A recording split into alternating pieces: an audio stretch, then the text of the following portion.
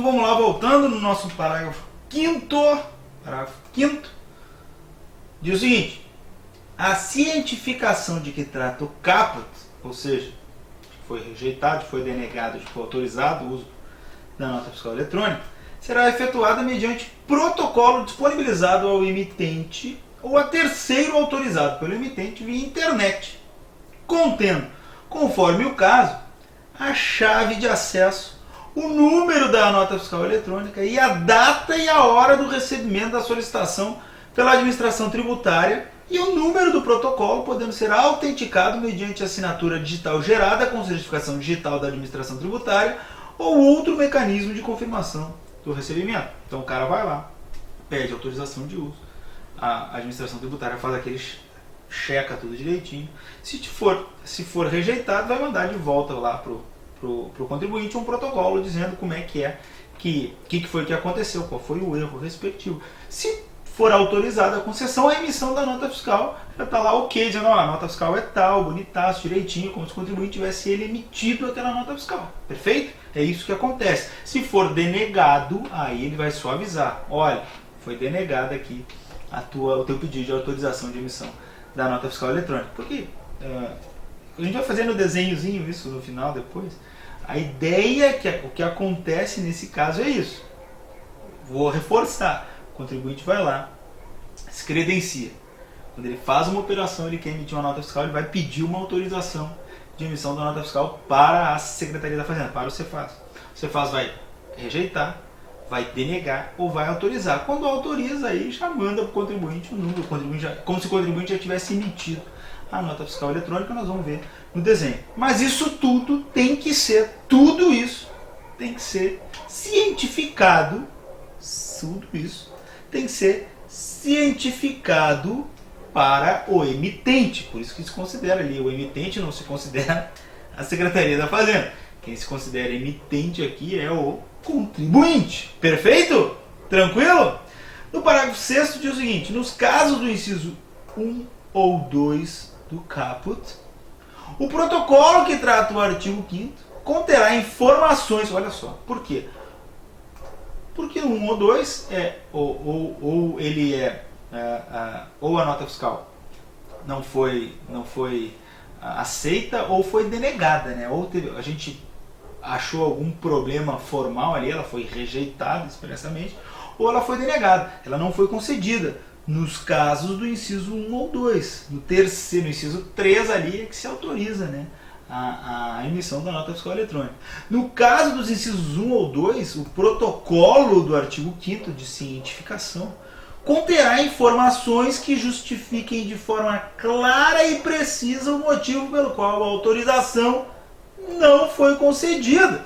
Então tem que dizer o porquê que não foi concedida a autorização de forma clara e precisa. Existem já protocolos aí nos layouts que informam o contribuinte do porquê da rejeição ou da denegação. E a denegação, como a gente sabe, é a mais importante. Ela tem um parágrafo lá só para ela que delimita o que é efetivamente essa ideia da irregularidade do contribuinte. Diz o seguinte: para os efeitos do inciso 2 do caput, quando a autorização é denegada, considera-se irregular a situação do contribuinte emitente do documento fiscal, quem emite o documento fiscal é o contribuinte, ou destinatário das mercadorias, que, nos termos da respectiva legislação estadual, estiver impedido de praticar operações na condição de contribuinte do ICMS.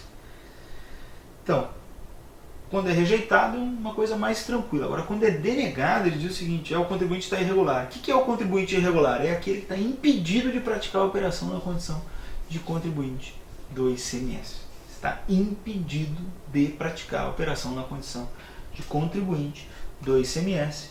É isso que está expresso ali no parágrafo 9º da cláusula 7ª.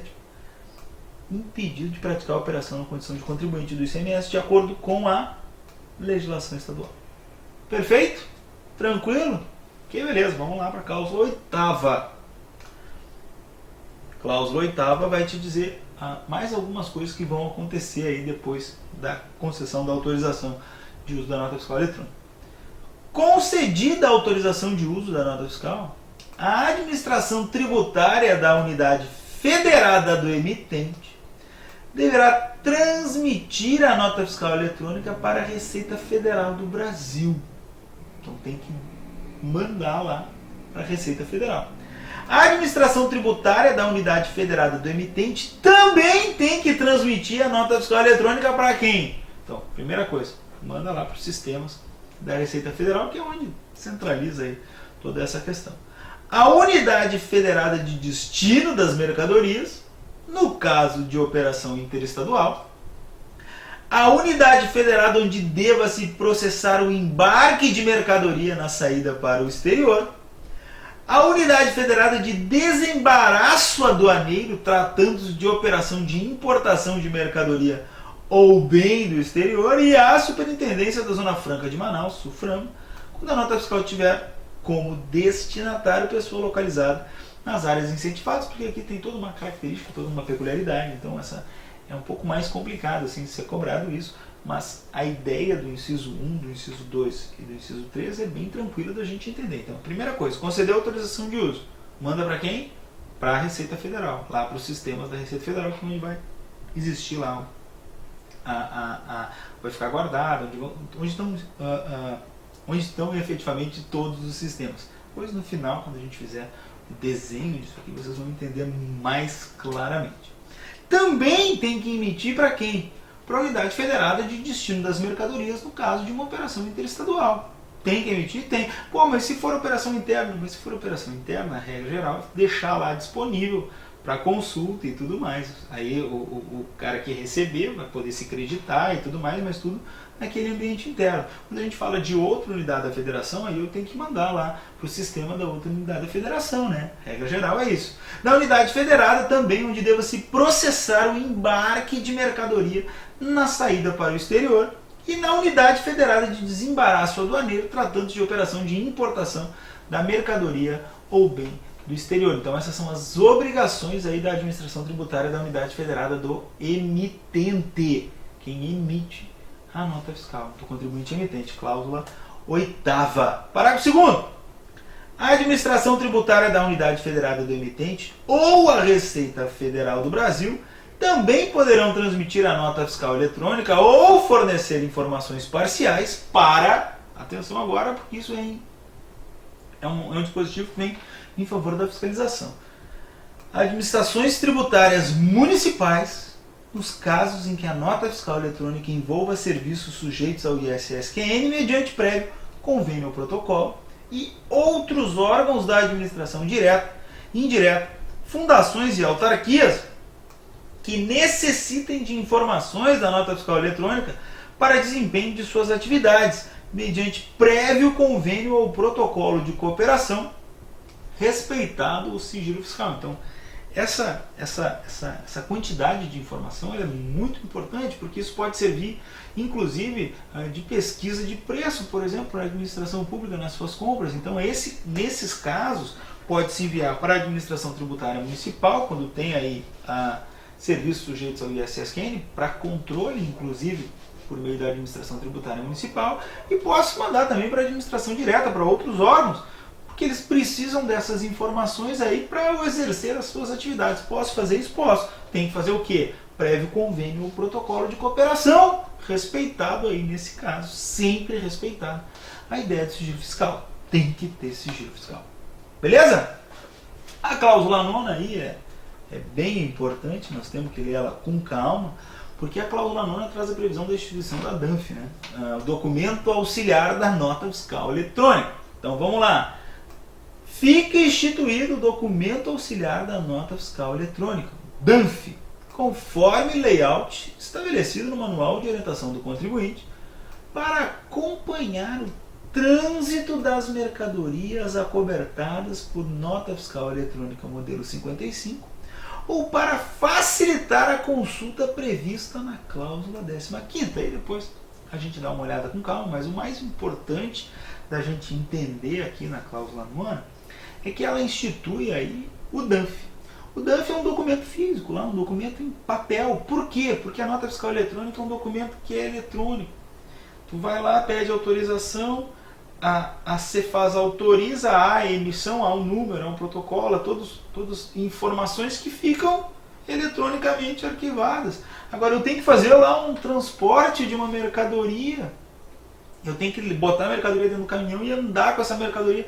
Como é que eu vou andar? Dá para fazer a consulta? Dá, mas eu, por meio da internet, até atualmente a ideia é que se faça isso, né? Mas o legislador, quando previu isso, falou assim, não, vamos instituir um documento que auxilie, que reflita aí o que está expresso na nota fiscal eletrônica, e esse documento é o DANF. No DANF vão ter lá informações específicas que vão servir, inclusive, para se trafegar aí com a mercadoria. Olha ali, ó. Parágrafo 1º. O DANF somente poderá ser utilizado para transitar com as mercadorias após a concessão da autorização de uso da nota fiscal eletrônica, de que trata o inciso 3º da cláusula 7ª. Então, nesse caso aqui, o DANF é emitido para se transitar com as mercadorias. Mas quando que tu emite o DANF? Depois que tu recebe a autorização, depois que a nota fiscal eletrônica, a regra geral, é gerada lá no sistema, é emitida no sistema. Perfeito, gente? Tranquilo?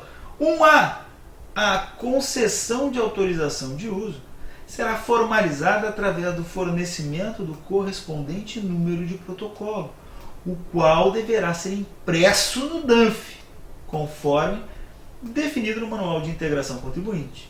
Perfeito? Então, assim, sai a autorização de uso, sai um número de protocolo que concede a autorização da nota fiscal eletrônica. E esse número está expresso, tem que estar impresso lá no DANF. Por quê? Porque quando tu vai fazer a consulta da nota fiscal, ela está lá no DANF. Tu pega o DANF, vê lá um númerozinho, entra no sistema, põe essa chave de acesso e vai gerar. Vai aparecer lá a nota fiscal eletrônica. Essa é a ideia do DANF, tá? Parágrafo 2º. No caso do destinatário não credenciado para a emissão da nota fiscal eletrônica, a escrituração da nota fiscal eletrônica poderá ser efetuada com base nas informações contidas no DANF. Opa, o que isso quer dizer? Quer dizer que pode acontecer uma situação onde um emitente esteja obrigado a emitir uma nota fiscal eletrônica. Pode acontecer. A nota fiscal se pede autorização, ela é gerada no sistema, ou seja, é emitida efetivamente aí, pelo contribuinte que faz a operação. Só que o destinatário lá, a pessoa que comprou essas mercadorias, ele não está credenciado para emissão de nota fiscal eletrônica. Então ele não vai poder entrar no sistema para se acreditar aí dos valores do ICMS. Como é que ele vai fazer para escriturar esses valores da nota fiscal eletrônica se ele não tem sequer acesso ao sistema? A escrituração poderá ser efetuada com base nas informações contidas no DANF. Perfeito? O DANF é utilizado para acompanhar o trânsito de mercadorias acobertado por NFE, será impresso em uma única via. Então o DANF é um papelzinho que vai em uma única via. Por que ele faz? Ele simplesmente reflete o que está expresso lá na nota fiscal eletrônica, porque a nota fiscal eletrônica não é física. Então tem uma nota fiscal lá que recebeu autorização, foi emitida, foi gerada lá no sistema, mas considera-se como se tivesse sido emitida pelo contribuinte, e essa nota fiscal fica lá no mundo virtual. E aí nós temos o DANF aí que vai refletir a emissão da nota fiscal eletrônica. E o parágrafo 4º traz as especificações de como se imprime esse DANF. Olha ali, ó. Deve ser impresso em papel, exceto em papel jornal, o tamanho mínimo A4 e máximo ofício 2, podendo ser utilizados folhas soltas, formulário de segurança para impressão de documento auxiliar de documento fiscal, formulário contínuo ou formulário pré-impresso. Então ele traz dizendo, olha, a nota fiscal está lá, mas nós precisamos de um documento aqui só para acobertar o trânsito, né? Porque, regra geral, quem acoberta a operação é a nota fiscal eletrônica. Mas nós precisamos de um documento aqui para o trânsito e talvez, quem sabe, lá para o cara que não está credenciado na nota fiscal eletrônica se apropriar aí de crédito. Então, pode ser isso feito pelo DANF? Pode, mas o DANF ele só existe, só pode ser emitido após a autorização lá, após se gerar a nota fiscal eletrônica no sistema. Só assim. Beleza? Parágrafo 5º diz o seguinte, ó. O DANF deverá conter código de barras conforme padrão estabelecido no Manual de Integração Contribuinte, porque a fiscalização pode fazer a leitura lá da possibilidade da nota fiscal eletrônica ter sido autorizada e emitida ou não por meio de um leitor de código de barras. Na hipótese de venda ocorrida fora do estabelecimento, o DANF poderá ser impresso em qualquer tipo de papel, exceto papel jornal, em tamanho inferior ao A4. Então, o que isso quer dizer? Isso quer dizer que, por exemplo, tu foi fazer lá uma venda com as mercadorias no carro. Posso emitir o DANF nesse momento? Posso, numa impressorinha expressa ali que está junto comigo no carro? Posso. Nesse caso, a impressão pode ter tamanho inferior ao A4 e nesse caso ele é denominado de DANF simplificado. E aí o manual de integração do contribuinte lá que vai trazer todas as delimitações para essa impressão. Perfeito? Parágrafo 6º, bem tranquilo, diz que o DANF poderá conter outros elementos gráficos desde que não prejudiquem a leitura do seu conteúdo ou do código de barras por leitor óptico. Lembram que eu falei? Leitor óptico, autorização para controlar, para ver se a nota fiscal foi autorizada e emitida no DANF, porque regra geral, a gente tem que pensar nisso, né? O documento em papel, emitido e impresso aí pelo próprio contribuinte, ele pode, casos de má fé, de dolo, ser fraudado. Então, o que acontece quando se faz fiscalização de mercadoria? Tu vai pegar lá e vai olhar se a nota fiscal respectiva, que é o que efetivamente acoberta aquela operação de circulação de mercadorias, foi autorizada e emitida lá, se foi gerada no sistema. Então, isso tu faz por meio, regra geral, de um código de barras, né? Parágrafo 7º também bem tranquilo, diz que as autorizações de layout do DANF permitidas são aquelas que estão previstas no manual. E os títulos e informações nos campos constantes do DANF devem ser gravados de modo que seus dizeres e indicações estejam bem legíveis. Então, mais informações aí para fiscalização, e não pode o cara dizer, não está ilegível e tudo mais. Tem que estar bem legível e estar expressa lá a delimitação no parágrafo 8º da cláusula 9ª. Parágrafo 9º da cláusula 9ª diz que há a posição de carimbos no DANF quando no trânsito da mercadoria deve ser feita em seu verso. Tenho impressão, atrás eu posso pôr carimbo, recebido, liberado para circulação, saída do local data tal, para controle inclusive do próprio contribuinte. É permitida a indicação de informações complementares de interesse do emitente impressas no verso do DANF, hipótese em que será reservado espaço com uma dimensão mínima em qualquer sentido para atendimento ao disposto no parágrafo 9º, ou seja, a posição de carimbos. Por quê? Porque essa posição de carimbo pode se dar também pela fiscalização. A fiscalização vai lá e fiscaliza. Fiscalizado, visto. Pode acontecer? Pode. Então, nesse caso, a legislação diz que eu posso ter áreas impressas lá no verso do DANF, mas eu tenho que deixar lá uma dimensão lá de 10 por 15 centímetros para, no caso de o poder público se deparar e quiser dar uma carimbadinha lá, poder carimbar e ficar legível que foi carimbado. Perfeito? Parágrafo 12º.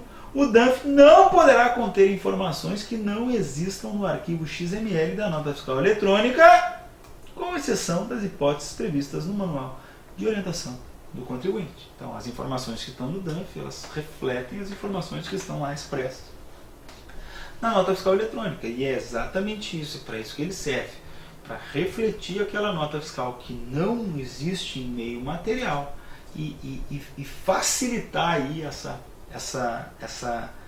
transporte, essa circulação das mercadorias e a fiscalização tributária.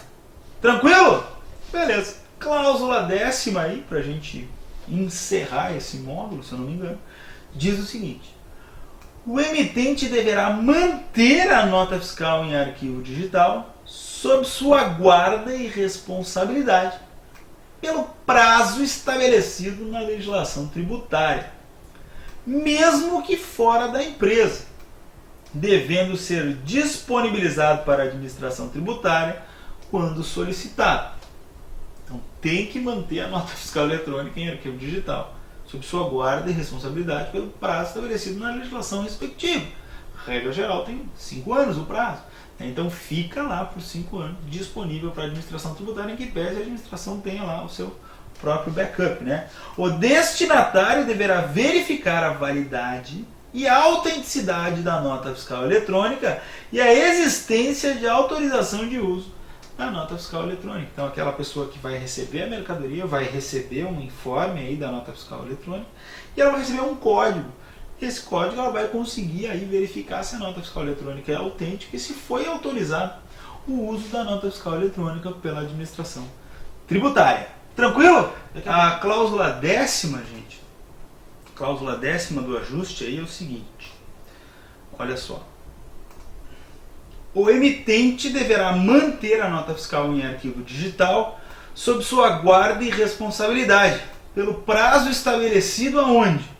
Na legislação tributária, mesmo que fora da empresa, ou seja, pode arquivar isso em arquivo digital fora da empresa, devendo ser disponibilizado para a administração tributária quando solicitado. É claro, existe um certo backup aí da administração tributária, mas de qualquer forma o contribuinte tem a responsabilidade de manter aí pelo prazo estabelecido na legislação, regra geral, 5 anos, né, arquivado aí essas notas fiscais emitidas em arquivo digital, beleza? E tem que fornecer para a administração quando solicitado.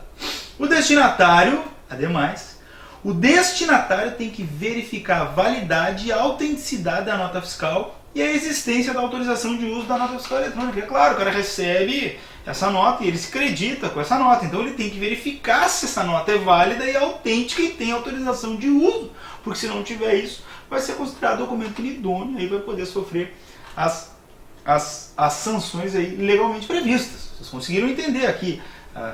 O cara que recebe, ele tem que confirmar aí a validade e a autenticidade da nota fiscal eletrônica, inclusive se existe autorização de uso dessa nota fiscal. Tranquilo? Muito tranquilo? Beleza. Cláusula 12ª diz o seguinte, olha só. Em prazo não superior a 24 horas, contado do momento em que foi concedida o quê? A autorização de uso da nota fiscal, de que trata o inciso 3º da cláusula 7ª, a cláusula 7ª para mim é uma das mais importantes para o fim de concurso, o emitente poderá solicitar o cancelamento da respectiva nota fiscal, desde que não tenha havido a circulação da mercadoria ou a prestação de serviço e observadas as normas constantes, cláusula aqui do nosso convênio, que não convém, do nosso ajuste, que não convém aqui a gente estudar. Então olha só, a ideia é pedir autorização, foi concedida autorização, mas eu quero cancelar, assim, cancelei a venda, não vou mais fazer. Pode pedir lá, informar e solicitar o cancelamento da nota fiscal? Pode, desde que não tenha acontecido a circulação da mercadoria, como está expresso ali na cláusula 12ª. Perfeito? A critério de cada unidade federada, os casos excepcionais, poderá ser recepcionado o pedido de cancelamento de forma extemporânea. Então, se o ajuste defere, ele manda para o âmbito dos estados a trabalharem isso nas suas legislações internas. Mas o que tem que ficar claro da cláusula 12ª é que pode existir sim, mesmo após a autorização de uso da nota fiscal eletrônica, o seu cancelamento. Beleza? Olha só. Após a concessão da autorização de uso da nota fiscal, a administração tributária da unidade federada do emitente disponibilizará consulta relativa à nota fiscal. Ou seja, eu autorizei lá, concedi autorização de uso, foi gerado, e aí tem que ficar no site lá disponível para se fazer consulta dessa nota fiscal. E essa consulta ela tem que ser disponibilizada em site da internet pelo prazo mínimo de 180 dias, porque é assim que se faz a consulta para ver se está tudo ok, bonitaço e direitinho, a fiscalização, o contribuinte que recebe lá as mercadorias, todo mundo vai poder fazer a consulta desta nota fiscal que está lá expressa na internet, tá? Todo mundo que tem o código de acesso e tudo mais. Perfeito? Tranquilo? Então vamos dar uma olhada aí no nosso resumex da nota fiscal, depois eu vou tentar desenhar isso aqui para vocês, para ver se fica mais claro. 8 passos, olha só, 8 passos. Vem comigo aqui no meu ponteirinho. Contribuinte se credencia para a emissão da nota fiscal eletrônica. A primeira coisa que ele tem que fazer é se credenciar, senão não vai poder emitir. O contribuinte gera um arquivo eletrônico com as informações da operação. Assina de forma digital para fins de garantia de sua integridade. Depois disso ele faz o quê? Transmite o arquivo para a Cefaz. Transmite o arquivo para a Cefaz. Esse é o primeiro ponto. Isso aqui é importante, mas isso aqui é muito importante para o fim de concurso.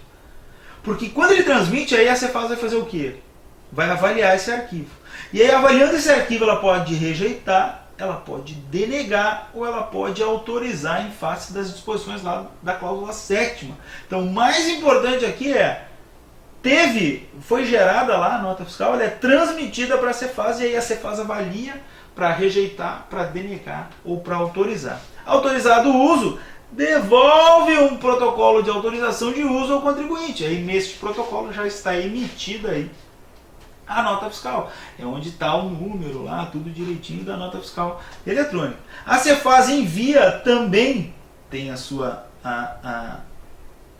obrigação de enviar o arquivo à Receita Federal do Brasil e a o outro estado do contribuinte, do consumidor, né? Do contribuinte, do consumidor ou do contribuinte quando em operação interestadual. Então ela tem a obrigação de enviar o arquivo à Receita Federal e ao estado do consumidor ou do contribuinte quando em operação interestadual. Com essa autorização de uso aqui, ó, do item 5, com essa autorização de uso, pode circular a mercadoria e ser impresso o DANF, documento auxiliar da nota fiscal eletrônica. Está indo bem? Está perfeito aqui? Recebida a mercadoria, o destinatário escritura a nota fiscal eletrônica. Caso não credenciado, pode utilizar as informações do DANF. Então, o resuminho de tudo o que aconteceu é essa ideia. Olha só.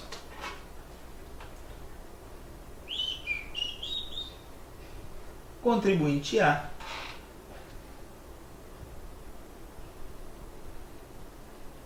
se credencia